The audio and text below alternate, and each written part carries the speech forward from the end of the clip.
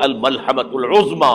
ईसाई 80 अलम लेकर है मुसलमानों तुम पर हमलावर होंगे, और हर अलम के नीचे 12,000 फौज होगी, 9.5 लाख फौज।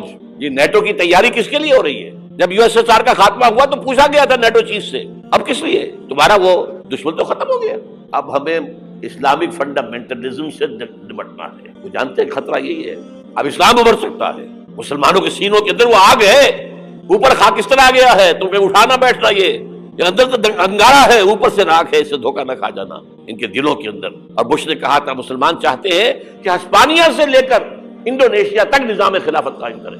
है अर्ज़ फिलिस्तीन पे यहूदी का अगर हक, हिस्पानिया पर हक नहीं, क्यों? अहले अरब का।